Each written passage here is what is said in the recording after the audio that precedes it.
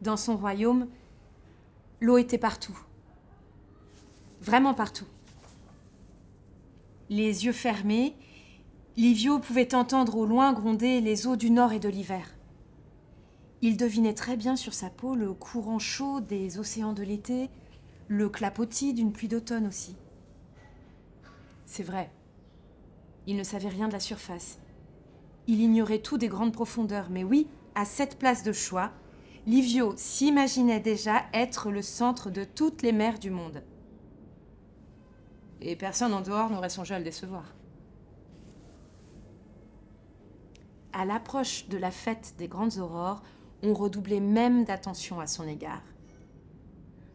Ce garçon fera de grandes choses, des merveilles.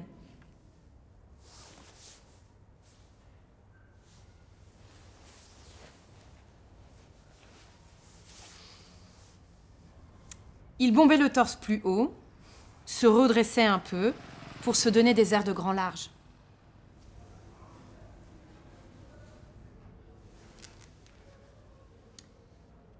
Parce qu'être garçon d'océan, c'était bien ce qu'on pouvait rêver de mieux pour une vie entière. Les garçons deviennent princes et les princes deviennent rois. Comme dans toutes les histoires qu'on inventait pour lui.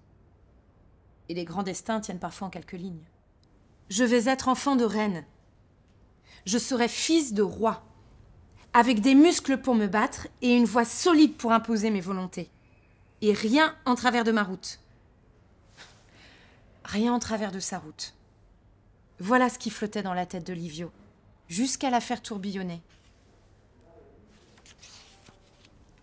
Il suffirait d'attendre le signal, celui du début de la fête, celui pour sortir de l'abri, pousser un cri de salut conquérant et tout coulerait pour lui.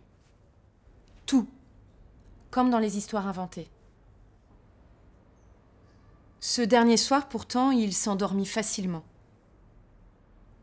Tellement fier d'imaginer que bientôt, d'un simple geste de la main, les gens feraient ça, et ça, et ça. Tout pour lui. Demain, dans une demi-heure, tout pour Livio, le garçon roi. Le calme baignait maintenant la chambre. À peine le bruissement d'un orteil ou le battement des cœurs, juste la petite musique de l'eau.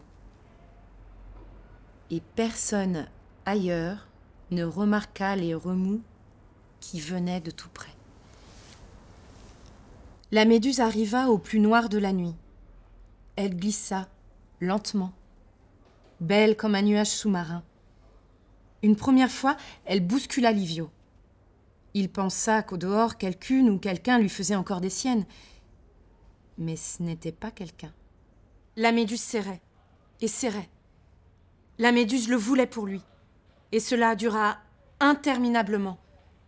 Le temps d'une mauvaise histoire, un cauchemar de monstres, de sorcières et de nuit, le temps d'un conte à faire trembler la mer. Alors, dans un dernier effort, Livio se mit à batailler, à se défendre, à regarder plus loin que ses poignets. Il y eut des turbulences au-delà de la chambre, et la méduse relâcha son étreinte. Puis, elle s'en alla enfin, comme elle était venue, silencieuse. Les paupières lourdes et des tremblotements sur la peau, le cœur de Livio gronda encore longtemps. Pourtant, l'heure de la fête approchait. À l'extérieur, on semblait s'agiter. Pour les moments gigantesques, on ne veut rien laisser au hasard. Mais quand une nouvelle fois on fit comprendre à Livio comme on comptait sur lui, il recula violemment. Pour être fils de roi, il faut nager si longtemps. Pour devenir enfant de reine, il faut percer des vagues démesurées. Et si je n'étais pas assez costaud pour ça ?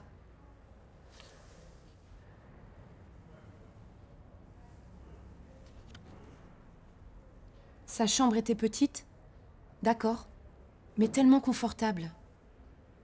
Il en connaissait chaque arrondi, alors que, loin des abris,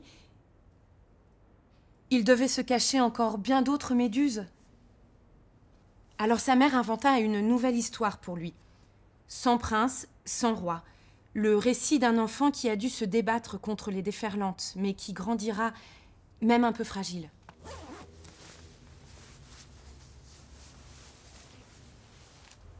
Dans son royaume, l'eau était partout. Et plus question de reculer.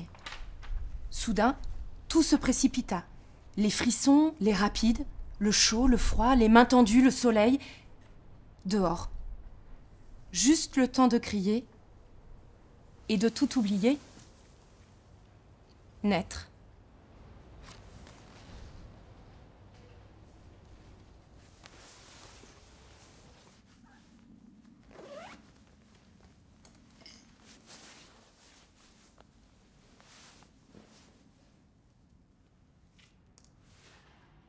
Bonne nuit.